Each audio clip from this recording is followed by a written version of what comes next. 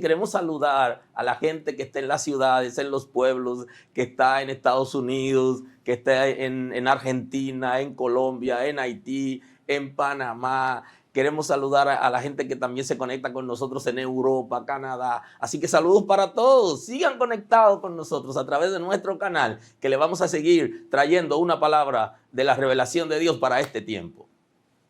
Bien, hoy quiero entrar en el ocaso de la serie de la santidad de Dios.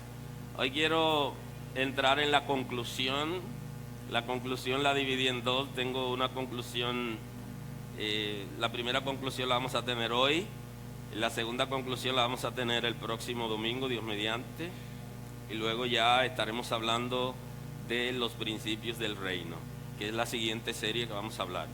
Hoy vamos a tener el tema de hoy, en la conclusión ya de esta serie, se llama La santidad de Dios versus la investidura de hijo.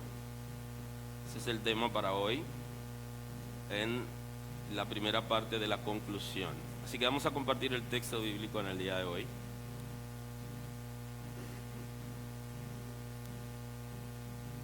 Vamos a tener la escritura en el evangelista Juan.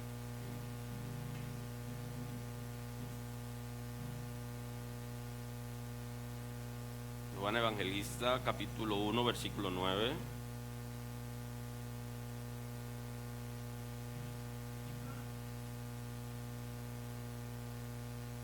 Evangelio según San Juan, capítulo 1, el versículo 9.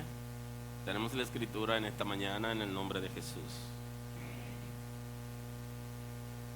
Aquella luz verdadera que alumbra a todo hombre venía a este mundo.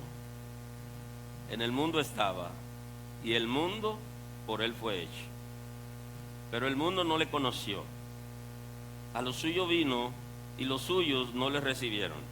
Mas a todos los que le recibieron, a los que creen en su nombre, le dio potestad de ser hechos hijos de Dios, los cuales no son engendrados de sangre, ni de voluntad de carne, ni de voluntad de varón, sino de Dios.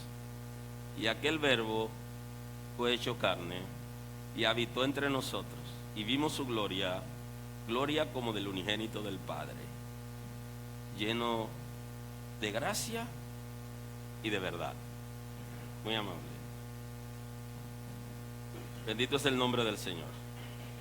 La santidad de Dios versus la investidura de hijo.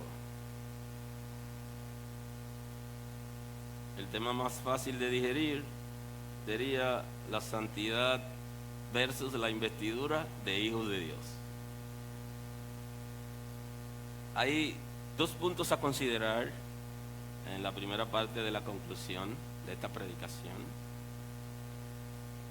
que lo tomamos en cuenta a partir del nuevo pacto. Tenemos que considerar dos puntos importantes al hablar de la santidad de Dios y de la investidura de hijos de Dios que nosotros somos. Un punto de ellos es la obediencia y el segundo punto es el amor. Dos puntos importantes a tomar en cuenta para hablar de la investidura de nosotros como hijos de Dios, que la santidad de Dios debe reflejarse a través de nosotros. ¿Por qué la obediencia? Porque la santidad en las Sagradas Escrituras se traduce como obediencia y como amor a Dios. Si yo puedo amar a Dios, si yo puedo ser obediente a la palabra de Dios, entonces la santidad de Dios se puede reflejar en mí. Si yo soy hijo de Dios, entonces debería vivir como mi Padre, porque tengo su ADN, tengo su naturaleza, y ha sido establecida por medio del Espíritu Santo en nuestro espíritu. No todas las personas son hijos de Dios, ni todas las personas que asisten a una congregación son hijos de Dios, ni todo lo que aplauden, ni lo que predican, ni todo lo que predican, ni todo lo que enseñan, ni lo que cantan son hijos de Dios, sino que para ser hijo de Dios tiene que ser transformado por el Espíritu de Dios, nuestro espíritu, y no todas las personas se han rendido para que el Espíritu de Dios lo transforme. Algunos asisten a una congregación determinada y en algún momento se produce el arrepentimiento apropiado, se rinden a Dios y viene la transformación. Pero hay gente que se resiste a Dios, inclusive, y se resiste a la gente que ministra la palabra. Ahora, un hijo de Dios tiene una investidura, la investidura de hijo. Y si usted observa la diferencia entre un hijo y un criado, usted se da cuenta. Porque el hijo es el que tiene el ADN del padre, es el que hereda lo del padre y es el que vive y obedece al padre. Y el hijo tiene un corazón de servicio al padre, tiene un corazón de siervo para su padre. Por eso cuando el padre o la madre se enferma, hace cosas que ni por dinero le haría a otra gente, porque tiene un corazón de servicio al padre, por cuanto es hijo. El hijo no solamente hereda, sino que sirve al padre y lo hace de corazón. Y cuando tiene su padre está anciano, le sirve y hace cosas por ese anciano que si alguien le ofreciere todos los millones del mundo no se lo haría a nadie, porque su corazón es como un siervo para su padre, porque tiene el ADN. Esa investidura de hijo no es solo porque se hereda, sino porque hay un corazón que responde a ese padre. Entonces, aquellos que tienen la investidura de hijo de Dios es porque el Espíritu de Dios ha puesto su naturaleza en nuestro espíritu. Es el concepto que en la Escritura usted va a encontrar como nacer de Dios, nacer del Espíritu o regeneración. Esos tres conceptos aparecen en la Escritura indistintamente y se están refiriendo a una persona que ha recibido la naturaleza de Dios. Que el apóstol Juan se va más lejos y él dice que cuando esa naturaleza se ha producido, ha venido a nosotros y nos ha transformado y se ha establecido en nuestro espíritu, ya no podemos vivir en pecado. Así lo refleja el apóstol Juan. O sea, dándonos una señal de dos cosas importantes. Número uno, que yo sepa quién soy y que yo sepa quién es hijo de Dios. Yo debería saber si yo soy hijo de Dios y yo debo saber quién es hijo de Dios, porque la naturaleza de Dios permanece en esa persona. Y no hay que andar con un librito, ni tampoco hay que pararse en la iglesia con una lista y preguntarle a la gente antes de que entre a la iglesia, hacerle un cuestionario para ver si puede entrar. No se trata de eso. Se trata de que la unción del Santo esté en usted y le permite saber quién es usted y quiénes son los demás. Y da seguridad de eso. No seguridad para hacer juicio ni para menospreciar, sino seguridad para que usted sepa quién es usted y quiénes son los otros. Y eso se va más allá del discernimiento que le hemos enseñado, por audición, por contacto visual, por contacto a la piel. Se va más allá de eso, porque la unción del Santo nos permite determinar cuál es nuestra posición en el reino de Dios y cuál es el posicionamiento de la gente que nos rodea. Y la Escritura habla considerablemente de eso. Ahora, si tenemos la investidura de hijo de Dios, nosotros tenemos el ADN de Dios. Vivimos para Dios, servimos a Dios. Y entonces aquí hablamos de dos puntos importantes en la primera parte de la conclusión de esta serie. Y es de la obediencia, refiriéndonos al sometimiento voluntario, consciente al señorío de Cristo y a su palabra. Una persona que va a proyectar la santidad de Dios, primero debe ser hijo de Dios. Y si es hijo de Dios, está involucrado con la obediencia, se somete a Dios voluntariamente y está consciente, porque Dios no quiere que nosotros le sirvamos con vendas en los ojos. Aunque pudiera parecer alguna congregación, porque es el estilo de los religiosos y de la religión, de ponerle venda a la gente para que no sepan a dónde van, ni qué quieren, ni qué buscan. Pero el Señor no tiene esa costumbre, sino que Él quiere liberarnos, abrir nuestros ojos, transformar nuestra mentalidad, sanar nuestros corazones y nuestras emociones, para que nosotros estemos conscientes que le estamos sirviendo a Él y cuál es su demanda. Él no tiene ningún deseo de mantenernos cabizbajo en una congregación y que vivamos diciendo amén inconscientemente. No, el Señor no es así. Ese no es su propósito con usted. Él quiere que usted tenga sus ojos abiertos. Y por eso la obediencia que establece la Escritura es un sometimiento voluntario y consciente al señorío de Cristo y la palabra. El señorío de Cristo. Que Cristo es el Señor aquí y ahora de nosotros, lo es en la eternidad. Vivimos para Él de acuerdo a lo que la Escritura ha diseñado, porque la Escritura tiene todo un proyecto de vida para aquellos que son hijos de Dios. Y eso no podemos ocultarlo, porque nadie podrá ocultar la verdad que ha sido revelado a través de la Escritura. Si alguien ha aceptado el señorío de Cristo, se conoce, porque habla de Cristo, habla como Cristo, habla de su palabra, siempre lo involucra y no se subleva a Cristo. Cuando peca, se arrepiente, porque es capaz de reconocer que le ha fallado a Cristo y no permanece en el pecado. Establece la Escritura. Un hijo de Dios no permanece en el pecado, porque el pecado no es su deleite, sino que el pecado es un accidente, no una forma de vida. Aquellos que tienen como forma de vida el pecado no conocen a Dios. De manera que para nosotros hablar de la santidad de Dios en el nuevo pacto, tenemos que hablar de la obediencia al señorío de Cristo y la obediencia a la palabra de Dios. La palabra de Dios requiere un análisis frío, consciente, para ser obediente a ella, en la que no depende de lo que yo sienta en la piel, ni depende de que yo me emocione o no.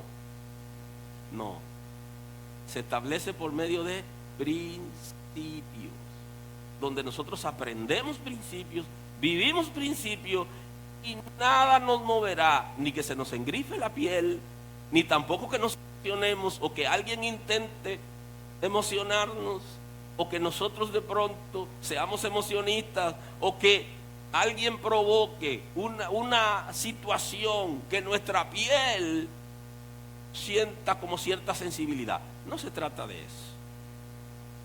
No. Los principios se trata de vivir cosas, de obedecer la palabra de Dios, de estar consciente de lo que queremos y hacia dónde vamos, y aprender a escuchar la voz de Dios de acuerdo a la revelación escrita. Que cuando Dios dice una cosa, Dios no cambia, y que Él lo ha establecido, pase lo que pase, no cambia. Y para que la santidad de Dios pueda proyectarse a través de nosotros, tenemos que conocer el principio de la obediencia. El segundo elemento importante en el nuevo pacto, para nosotros poder reflejar la santidad de Dios, es el amor. Y le debo esa predicación, el amor versus el temor, porque en el antiguo pacto se enseñaba temor y en el nuevo pacto se enseña amor. Te lo debo más adelante. Ahora, el amor es la base en el nuevo pacto, porque yo tengo que aprender a amar a Dios. Y aquí está lo que la gente le llama el quid del asunto. ¿Qué tanto yo amo a Dios? ¿Qué usted ama a Dios? Una pregunta CP. Consumo personal. ¿Ama usted a Dios? No tiene que decirle a nadie. Pregunta que el Señor le hace a Pedro en un momento crítico en la vida de Pedro, que requería una reconciliación. Y él le dice: ¿me ama, Pedro? ¿Me amas, Morillo? ¿Tú amas a Dios? Ese es el desafío en el nuevo pacto. Y la santidad se proyectará en aquella gente que aman a Dios. ¿Qué tanto usted ama a Dios? Si usted se analiza, nos falta mucho. Pedro, con esa sola palabra, es confrontado. Una cosa que ya sabemos, y es que Dios nos ama, y que Él nos amó primero, y que se entregó por nuestros pecados. Eso estamos claros, que Él nos ama. Ahora, ¿amas tú a Dios? ¿Tú enseñas a tus hijos a amar a Dios? La vida de una iglesia cambia cuando la gente de esa congregación aman a Dios. ¿Ama la iglesia el camino a Dios? La gente que asiste a esta casa ama a Dios. Los líderes de esta casa aman a Dios. ¿Ama el pastor a Dios? Es una pregunta importante. ¿Qué tanto amamos a Dios? ¿Qué tanto? Ahora, Jesús exige niveles más allá de lo superficial. Así que por vergüenza suya, deje de estar diciendo que Dios solamente le toca la piel. Ay, mira cómo se me engranoja la piel. Olvídese de eso. Olvídese de eso. Por vergüenza no lo diga cuando se le engranoje, que ahí no quiere decir que Dios está. Dios quiere estar en tu corazón y quiere enderezar lo torcido en tu corazón. Y es más allá de la piel y de las emociones. Es asunto de principio. Y de eso se trata el amor. Entrega al Señor lo más importante que debemos entregar, lo más importante de nosotros, y que Dios sea nuestra prioridad. Así requiere la Escritura, la relación de nosotros con Dios en una relación de amor. Que el Señor sea tu prioridad. Tu prioridad es todo aquello que te hace pecar. Tu prioridad es todo aquello que tú dejas por Dios. Tu prioridad es lo primero en tu vida, y el Señor quiere ser lo primero. El primero, el 1A en la bandeja, lo que está adelante, arriba, más que lo importante. Él quiere ser nuestra prioridad. Entonces tenemos que comenzar a desalojar cosas en nosotros para que Él logre ocupar el primer lugar y Él sea nuestra prioridad. ¿Es el Señor tu prioridad? Está para analizar. ¿Cómo lo presenta Jesús? Dice: amar al Señor con todo el corazón, con todo el alma, con toda la mente y con todas las fuerzas.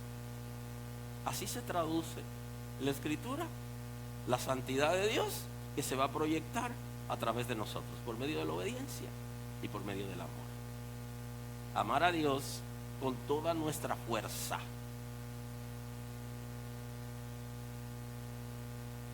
Amar a Dios con todo nuestro corazón. Amar a Dios con nuestra mente. Y en la segunda parte de la conclusión vamos a hablar de eso. Tenemos que amar al Señor también con nuestros pensamientos. Y la santidad de Dios se va a reflejar para convencimiento de nosotros, para nosotros conocer nuestro estatus en el reino de Dios por medio de las estructuras de nuestros pensamientos. Ese ejercicio lo podemos hacer. Usted lo puede comenzar a hacer a partir de hoy. Y así el domingo, como vamos a hablar un poquito más amplio del tema, usted ya hizo su ejercicio. ¿Cómo hacer el ejercicio? Usted se da cuenta en el día cuánto pensamiento usted tiene que son de Dios, de su voluntad, de su palabra, de su revelación, de su obra, y cuánto pensamiento usted tiene que son del mundo, del pecado y de su naturaleza concupiscente. Usted se da cuenta. Eso es medible, es cuantificable. Lo puede hacer hoy, lo puede hacer mañana, si quieres, lo puede hacer cualquier día, y lo puede hacer por semana y por meses, y usted puede cuantificar. ¿Cuántas veces al día yo pienso en Dios? en su reino, en su palabra, en su bondad, en su amor, en su ministerio. Entonces usted se da cuenta si su pensamiento realmente, y la estructura de sus pensamientos, si su mente realmente le pertenece al Señor o no. Usted se da cuenta. Y usted también está en capacidad de enderezar aquello que está torcido, porque el Señor lo autoriza a usted para eso. Inclusive nos capacita para que pongamos una alerta en la mente, y cuando venga un pensamiento que no tiene nada que ver con Dios ni con su reino, sino que viene a corrompernos, nosotros podemos detener ese pensamiento. O sea, tenemos esa capacidad según la revelación. Y eso lo establece el apóstol Pablo cuando escribe la segunda carta a la iglesia de Corinto, en el capítulo 10, versículo 3. Pablo se refiere a él y a su ministerio, diciendo, pues aunque andamos en la carne, no militamos según la carne, porque las armas de nuestra milicia no son carnales. Se refiere Pablo a su vida y ministerio, sino que son poderosas en Dios para la destrucción de fortalezas. Y van conmigo en el texto. Y entonces él dice, derribando argumento y toda altivez que se levanta contra el conocimiento de Dios, y llevando cautivo todo pensamiento a la obediencia de Cristo. O sea, según la revelación en el nuevo pacto, nosotros estamos en capacidad de agarrar nuestros pensamientos y llevárselo a Cristo y decirle, Señor, te traigo este pensamiento que es contrario a los principios del reino, contrario a la revelación escrita y a lo que tú has establecido en mi vida. No se corresponde con la investidura que yo tengo de hijo, y se lo llevamos a Cristo. La descripción que hace es de amarrar el pensamiento. Pero eso lo explico mejor en la segunda parte de la conclusión. Nosotros estamos llamados a amar al Señor con toda nuestra fuerza, que le demos nuestra fuerza, no solo la juventud, sino nuestra fuerza, porque posiblemente algunos han conocido al Señor, que la persona tuvo desde su juventud,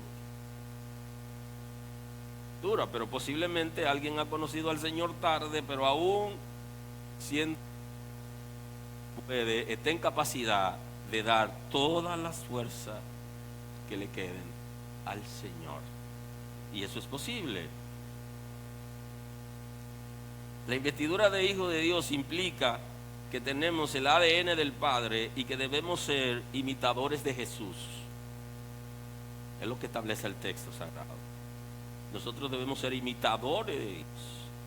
Según Efesios, la carta del apóstol Pablo a la iglesia de Efesios, en el 5:1, él dice, sé pues imitadores de Dios como hijos amados, y andad en amor, como también Cristo nos amó y se entregó a sí mismo por nosotros, ofrenda y sacrificio a Dios en olor fragante. La escritura del compromiso que debemos tener, imitadores de Dios, somos hijos amados de Dios. Y yo creo que lo hemos entendido tanto que lo cantamos. Somos capaces de decir que Él es celoso por nosotros. Y cantamos muchas veces, Él me ama, me ama, me ama, me ama. Eso es verdad. Ahora, ¿cuánto lo amas tú? ¿Imitas tú a Él? ¿Qué tanto imitamos a Jesús? El modelo de vida de Jesús está expresado en la Escritura. ¿Qué tanto nosotros imitamos a Cristo? Imitar es malo a quien sea, pero imitar a Cristo es saludable. Y debemos, como hijos de Dios, imitar a Cristo. El apóstol Pablo llama a imitar las cosas buenas de los líderes, porque los líderes tienen también comportamiento inapropiado. Pero Cristo Todo lo que hay en él es bondad. Aun cuando se quitó la correa e hizo saltar las aves y correr los animales y empujó a líderes. Eso en el templo, aún hay bueno. Aleluya. Aleluya.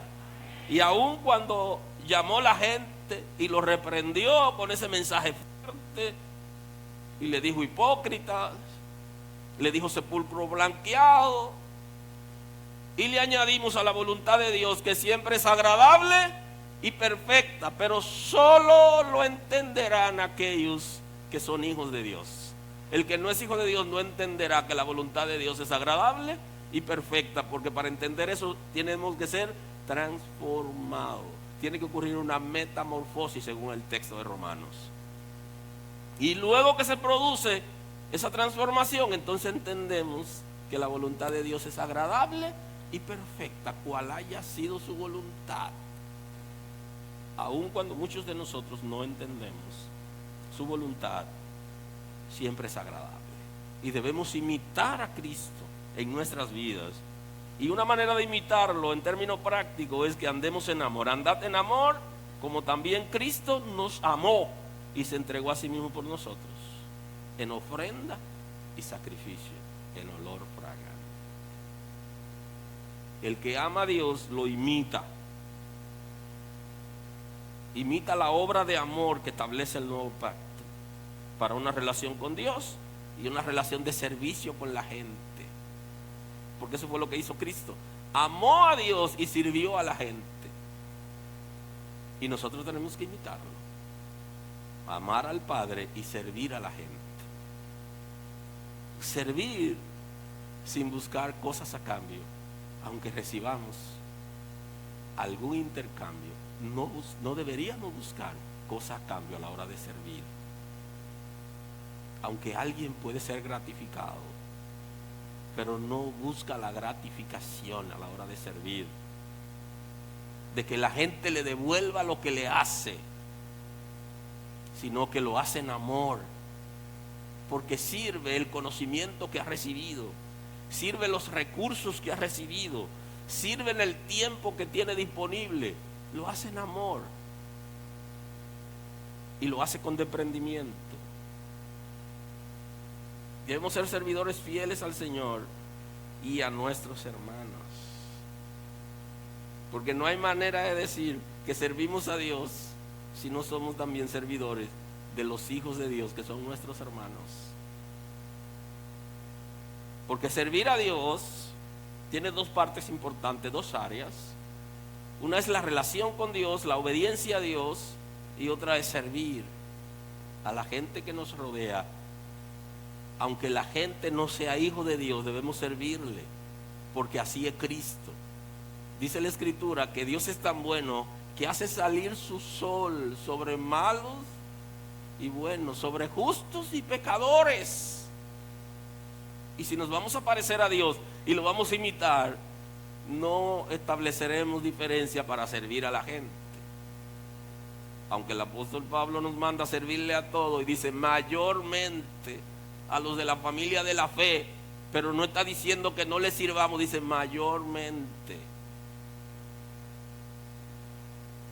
Aleluya. ¿Por qué a los hermanos de la fe? Porque son los que tenemos cerca y deberíamos servirle, pero no debemos dejar de servir a otras personas.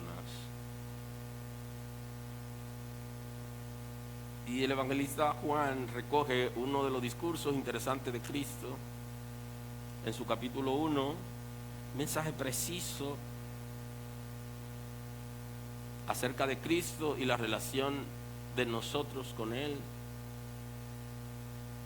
de seres humanos mortales con Cristo. Dice que aquella luz verdadera que alumbra a todo hombre venía a este mundo. En el mundo estaba y el mundo por Él fue hecho. Habla en el texto acerca de la encarnación de Cristo, de la traducción. Este capítulo 1 trata de la traducción de la palabra a la carne, del verbo de Dios que se hace carne. Se traduce a la raza humana como uno de nosotros, establece el capítulo 1, y a partir del versículo 9 está narrando aquella luz verdadera que alumbra a todo hombre, vino a este mundo y el mundo en él estaba y el mundo por él fue hecho. Está hablando acerca de la eternidad de Dios, pero de la eternidad de Cristo. Y ese punto es importante, porque mire, hay un concepto que utilizan los judaizantes, y me refiero a la gente que quiere que nosotros nos volvamos judíos, y utilizan el concepto en su lenguaje, el eterno, porque esa palabra ellos están tratando de bajarle méritos a Cristo, porque ellos no aceptan a Cristo como Salvador. Y estoy hablando de la iglesia que hoy está menospreciando y rechazando a Cristo porque quiere ser judío. En su lenguaje utilizan considerablemente la palabra el eterno, y esa palabra la utilizan en confusión porque lo que quieren es quitarle méritos a Cristo, porque como Cristo se encarnó, ellos no ven a Cristo, que es desde la eternidad, ha sido engendrado desde la eternidad. Y entonces aquí el texto bíblico está hablando de que Cristo estaba en la creación y que todo lo que se creó Él lo hizo. O sea que Cristo también es eterno. Y aunque lo usan esa palabra continuamente para bajar a Cristo y menospreciarlo, la Escritura aquí está diciendo, está hablando de la eternidad de Cristo. Es eternamente engendrado del Padre. Aleluya. Y para nosotros, de acuerdo a la revelación escrita, es nuestro Señor, nuestro Salvador, y es el Salvador del mundo, y fuera de Él no hay manera de que alguien se acerque al Padre. Si hay alguna excepción para los judíos, eso es decisión de Dios. Pero el mundo no le conoció. A los suyos vino y los suyos no le recibieron. Mas a todos los que le recibieron, a los que creen en su nombre, le dio potestad de ser hechos hijos de Dios. Y aquí está nuestra investidura, está bien explicada aquí en el texto. Le dio potestad para que sean hechos hijos de Dios. Y más que llamarme de alguna manera, o hacerme llamar de alguna manera, o con algún título, el título que me honra, de acuerdo a la revelación escrita, es que soy hijo de Dios. Y es el título más alto, inclusive más alto que las posiciones ministeriales. Ser hecho hijo de Dios. El texto está estableciendo que vino a su labor, vino a su actividad, vino a cumplir su ministerio, y que vino a su pueblo y que su pueblo lo rechazó. Para que nosotros seamos incluidos, Israel no tenía que rechazar a Dios. No, porque nosotros somos hijos adoptados por Dios a través de Cristo. Israel no tenía que rechazar a Cristo para que nosotros seamos salvos. No, porque la promesa que se le hizo a Abraham con relación a Cristo, a su descendencia, es que en Abraham serían benditas todas las naciones de la tierra. No solamente los descendientes de Abraham, sino todos los ciudadanos del mundo. O sea que no se necesitaba que Cristo sea aceptado por los judíos o rechazado por los judíos para que nosotros entráramos en la gracia. No, ellos lo rechazaron porque su corazón estaba cerrado, porque no razonaron cuando Cristo estaba, porque se habían pervertido, porque se habían aferrado a la religión. Y hay mucha gente que se está aferrando a la religión y no deja entrar a Cristo ni ve a Cristo cuando llega, porque la religión produce ceguera. Aleluya. De manera que Cristo nos ha dado a nosotros el privilegio, por haber creído en Él, por haberlo recibido a Él, por haber recibido su señorío. El texto establece, mas a todos los que lo recibieron, a los que creen en su nombre, le dio potestad de ser hechos hijos de Dios. Que esa es nuestra investidura. La investidura de hijos de Dios, que cuando usted tiene esa investidura, usted necesita reflejar lo que significa ser hijo de Dios. Usted tiene que reflejar eso por medio de 3 acciones que veremos en la segunda parte de la conclusión. Por medio de los pensamientos, de la palabra y de la conducta. Usted debe reflejar que usted es hijo de Dios porque usted tiene una investidura. Usted ha sido investido. usted ha sido investida como hijo de Dios, como una hija de Dios, lo cual usted cree que usted lo es, y usted lo sabe que usted lo es. Entonces usted necesita tener esa investidura. Por eso cuando el Poder Ejecutivo le da el S4 a algunas carreras que llevan S4 para ejercer, establecen códigos para poder ejercer, establecen ética para ejercer. Y hay algunos profesionales que no solo le da el S4, sino que el mismo Poder Ejecutivo lo invite en una reunión especial, aunque se hayan graduado ya, donde lo hace prometer algunas cosas. Entre ellos están los abogados, porque hay una investidura sobre ellos. Y cuando le dan el privilegio de ser notario público, tienen un compromiso mayor para ejercer, porque lo que ellos firman es seguro que es verdad, o debería ser seguro, debería ser verdad, de hecho, porque hay una investidura especial para ejercer en un mundo, en una nación, en un país, en un área determinada, y debe someterse a cierto precepto. Nosotros también, como hijos de Dios, tenemos una investidura que está establecida en la Escritura, y nosotros tenemos que representar dignamente a Dios y su reino, como un embajador que establece la Escritura que somos. Un embajador que lo establecen como embajador plenipotenciario en otra nación, donde hay leyes internacionales que lo protegen a él, porque él representa una nación dentro de otra nación, y que debe hacerlo con tanto respeto a esa nación, como que las mismas leyes, aunque él no está por encima de las leyes, pero hay leyes que lo protegen de las leyes de ese país, porque él ha sido investido especialmente para ejercer como embajador. Y se lee usted la Convención de Viena, ese capítulo especial que trata acerca de los embajadores, para que usted esté precisado del compromiso. Nosotros somos hijos de Dios, y sobre nosotros hay una investidura especial de representar el reino de Dios, y el Señor ha dicho que somos embajadores del reino de Dios.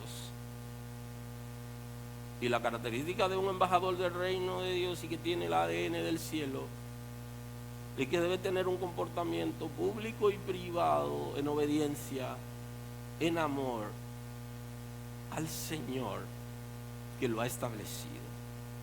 ¿Cómo se da esa dinámica de ser hijo de Dios? Lo explica ligeramente aquí en el capítulo, lo explica ligeramente. Los cuales no son engendrados de sangre, ni de voluntad de carne, ni de voluntad de varón, sino de Dios. Ligeramente explica que cuando somos hijos de Dios, no respondemos solamente a la naturaleza física de carne y sangre, sino que respondemos a una naturaleza espiritual que no depende del engendro del Padre terrenal, sino del Padre espiritual, porque es un engendro espiritual. Ligeramente lo explica, y es uno de los temas que más hablamos en esta congregación. Pero ligeramente aquí está explicando que no somos engendrados de sangre, ni de voluntad de carne, ni de voluntad de varón, sino de Dios. Cuando somos hechos hijos de Dios, hay una impartición a nuestro espíritu que la hace el Espíritu de Dios, de la simiente de Dios, y no depende de la naturaleza humana, ni del engendro físico que recibimos de nuestros padres. Absolutamente, es diferente. Por eso, como es diferente, nosotros ahora respondemos a dos naturalezas. A la naturaleza humana, que fue alterada con la caída de Adán y que se refleja en nosotros a través de la naturaleza concupiscente, donde descansan los deseos desenfrenados, porque esa naturaleza fue alterada por el pecado original.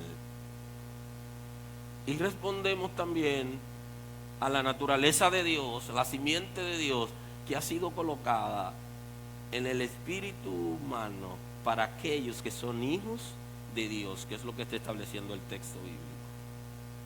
Yo no soy solamente producto de una relación de amor entre mi papá y mi mamá, sino que yo soy producto también del engendro del Espíritu de Dios a mi espíritu, que me hace ser hijo de Dios. Y ahora yo tengo dos padres. Yo soy el que más padre tiene, pero en términos específicos en el texto vamos a hablar de dos padres. Del padre terrenal, que tenemos el ADN, y del padre espiritual, que tenemos también su ADN. El natural, el ADN natural y el ADN espiritual. Y somos especiales porque somos hechos hijos de Dios. Hay una investidura especial. Y para referirse a la investidura del Hijo de Dios, de Cristo, el texto sigue diciendo, y dice: y aquel verbo fue hecho carne y habitó entre nosotros, y vimos su gloria como gloria del unigénito del Padre, lleno de gracia y de verdad. El texto Juan le llama en su narración, tomando la cátedra de Cristo, le llama unigénito del Padre, porque ya el Padre también nos tiene a nosotros como hijos suyos. Pero el unigénito del Padre, que fue eternamente engendrado por el Padre, ese es Jesús. Y entonces dice el texto: y vimos la gloria de Cristo como la gloria del unigénito del Padre. ¿Qué es el concepto gloria en la Sagrada Escritura? Es la presencia de Dios. Y lo vimos a Él portando la presencia del Padre. Sí, porque mucha gente cree que gloria es otra cosa. Y la gloria lo asocian con riquezas. Y por eso se hacen ricos, pero no tienen nada, porque lo único que tienen es dinero. Nada más. Y el dinero solo sirve para comprar bienes y servicios. Nada más. Aleluya. Y falta más, porque hay cosas que el dinero no puede comprar. Entonces, la gloria es la presencia de Dios. Y la presencia de Dios es más que cosas materiales.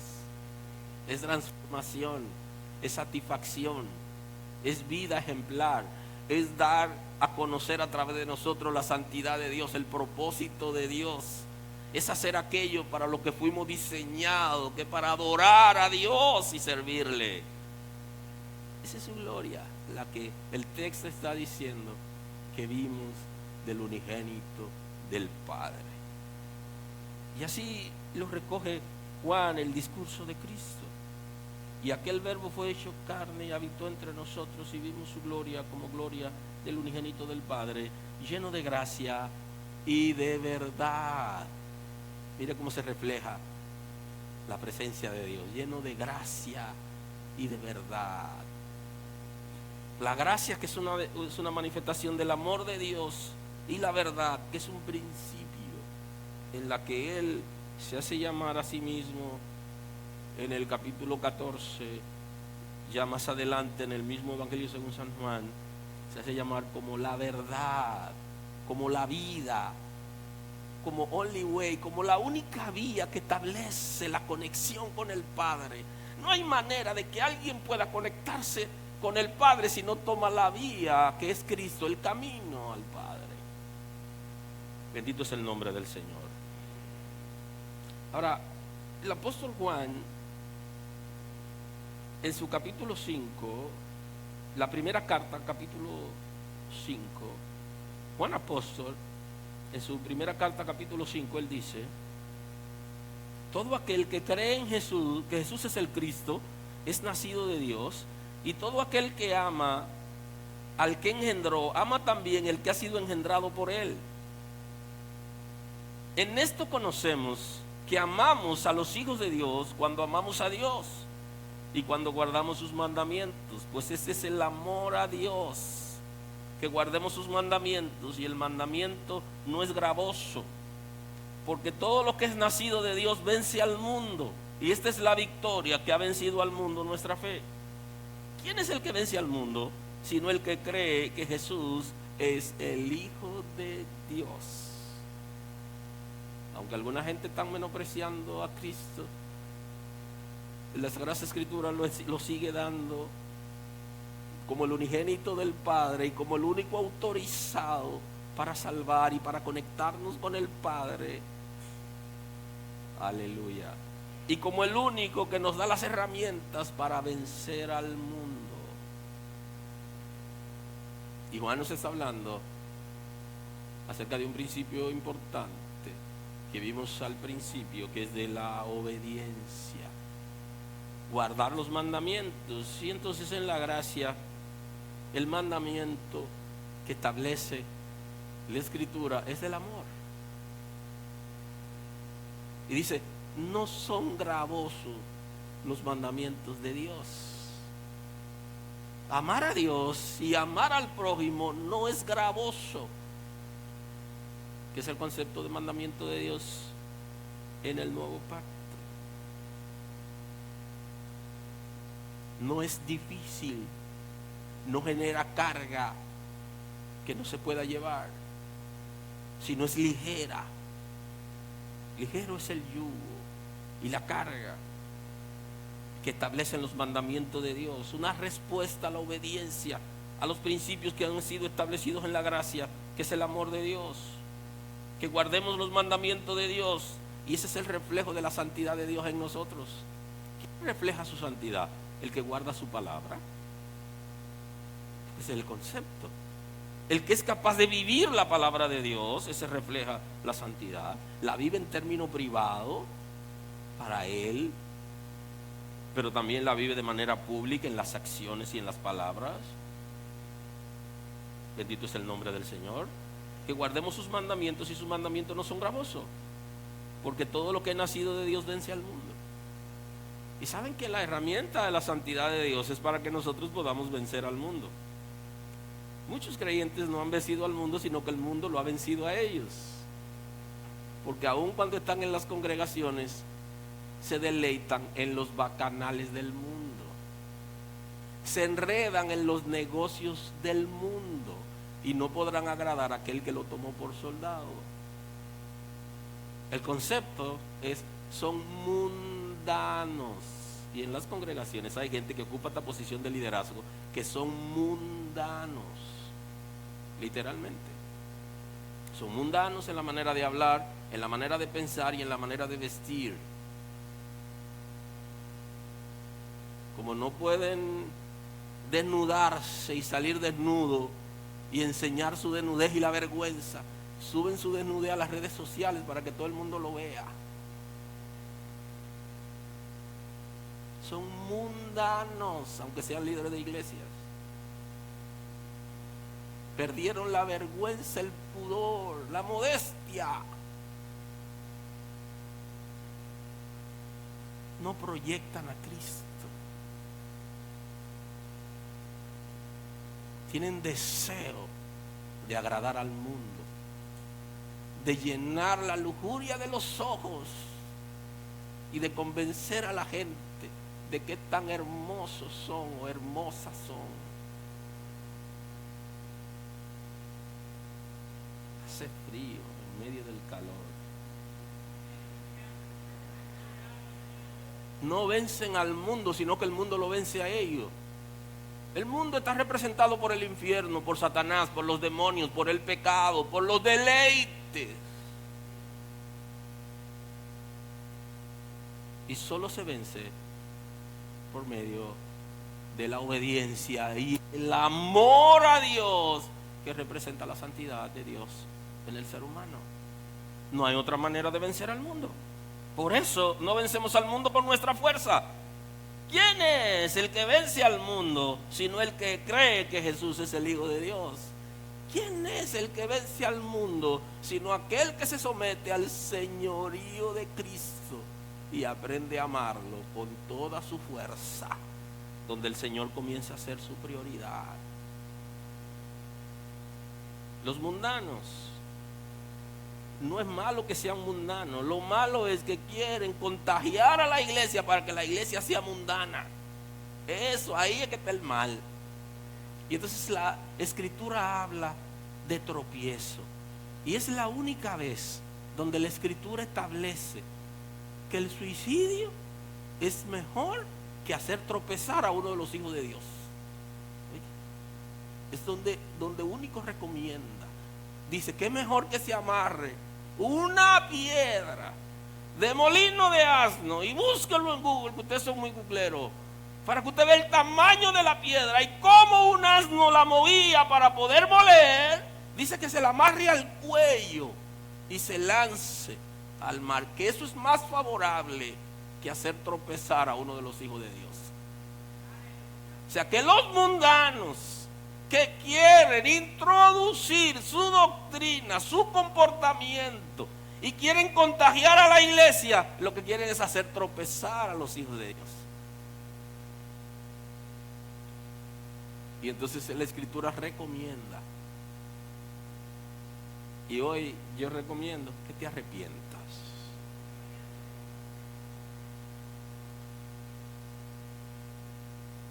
Y que deje que el Espíritu de Dios ponga su simiente en ti, que establezca su orden en tu vida y que tú vivas para Dios, porque podrá proyectar la santidad de Dios. Y el mismo Juan, apóstol, en su capítulo 2, versículo 3, él dice: y en esto sabemos que nosotros le conocemos, si guardamos sus mandamientos. El que dice yo le conozco y no guarda sus mandamientos, el tal es mentiroso, y la verdad no está en él. Pero el que guarda su palabra, este es verdaderamente el amor de Dios, se ha perfeccionado. Porque se trata de amar a Dios, que cuando amamos a Dios, el amor se perfecciona en nosotros a través de la obediencia. Eso es lo que establece la palabra del Señor. Parece que muchos de nosotros necesitamos que el amor de Dios se perfeccione en nosotros. Ese amor recíproco, porque hemos sabido que Dios nos ama, pero yo tengo que ser recíproco en el amor con Dios. Yo también tengo que amar a Dios. Y en esto sabemos que estamos en Él. Ojo con eso. Seguridad personal. Usted debe saber si usted está en Dios o no lo está. Si está andando de manera correcta o no, lo establece el texto bíblico. Por esto sabemos que estamos en Él. El que dice que permanece en Él debe andar como Él anduvo.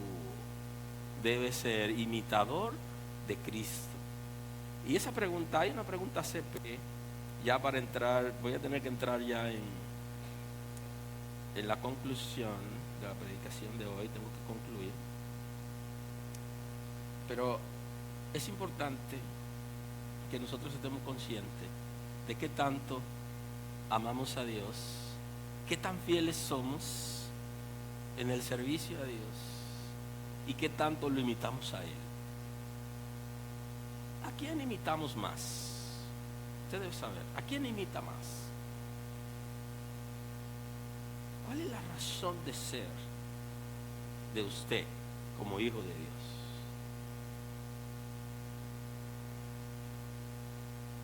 Es necesario que usted pueda contestarse pregunta. ¿Qué me hace falta? ¿Dónde estoy torcido? ¿Cuál es el área donde la santidad de Dios no se refleja en mí? ¿Por qué no se refleja? Eso es importante. ¿En qué área soy débil? Tan débil como que no puedo reflejar. Hoy me siento tentado a durar 3 horas aquí. Pero no siempre se caen todas las tentaciones. Pero vamos a ver así en la segunda parte de la conclusión puedo avanzar un poco.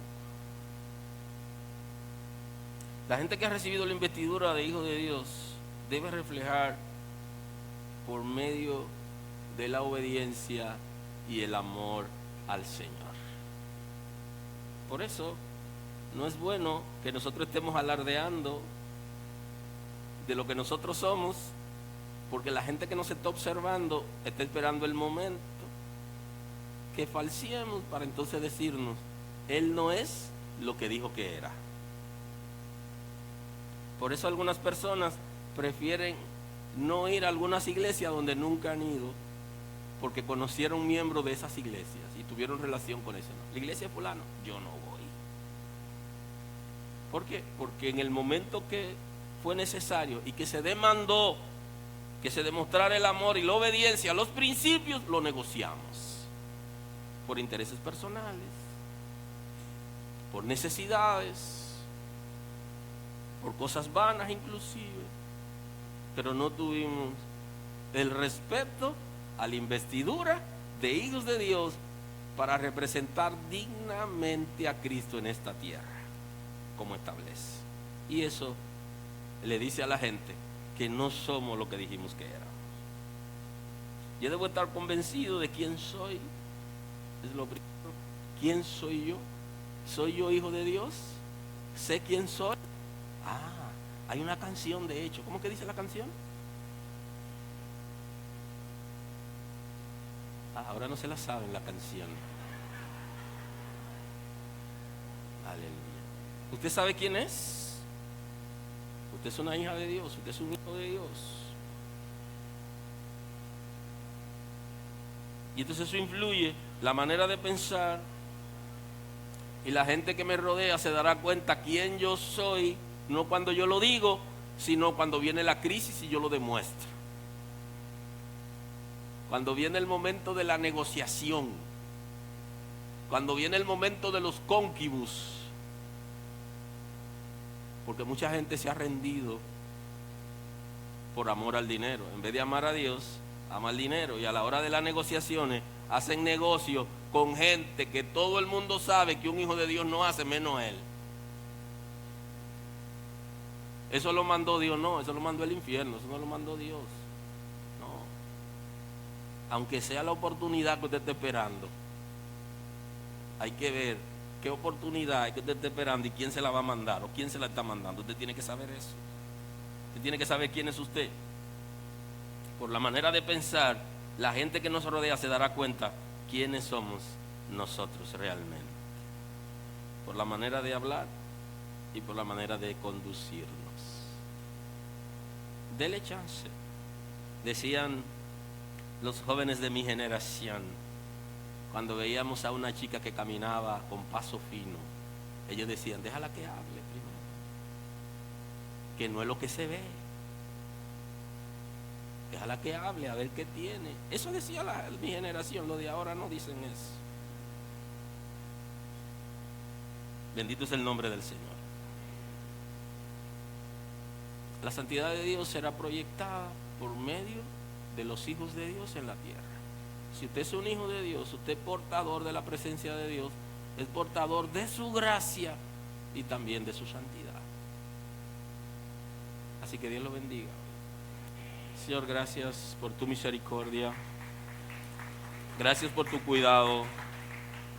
Gracias, Señor, porque tu palabra la necesitamos que produzca vida, arrepentimiento, que tu Espíritu traiga transformación a esta generación.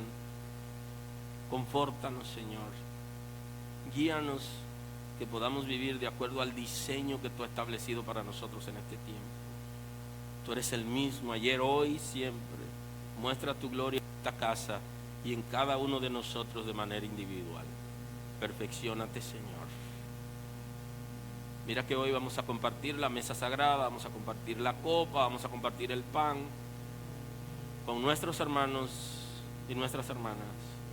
Señor, prepara nuestros corazones para ser bendecidos con la mesa sagrada, y que todo el que ha tenido resistencia a ti, a tu palabra, al cielo, a los principios, sea libre, confiese su pecado libremente en tu presencia y que su corazón esté preparado para participar de la comunión entre los hermanos, que es la mesa sagrada que está representando, Señor, tu cuerpo que ha sido ofrecido y tu sangre que ha sido derramada por nuestros pecados. Y simbólicamente estamos aceptando tu sacrificio y participando los unos con los otros, tolerándonos y aceptando amarnos unos a otros. Gracias, Señor, por los que van a servir la mesa, los líderes que van a servir la mesa, por los servidores que guían al pueblo, por el pueblo en general. Completa tu obra, Señor, entre nosotros. Bendice esta casa, prospérala. Gracias, Señor. Honor y gloria en el nombre de Jesús. Gloria a Dios. Te decimos... Gracias por estar con nosotros escuchando la palabra. Hoy es un buen día para que tomes una decisión para recibir a Cristo como tu Salvador. Nosotros queremos estar contigo y apoyarte en el conocimiento de la palabra. Podemos trabajar contigo un curso de estudio bíblico para que puedas conocer a Dios. Hoy es un buen día. Llámanos o escríbenos por WhatsApp y estaremos contigo en este momento. Dios te bendiga.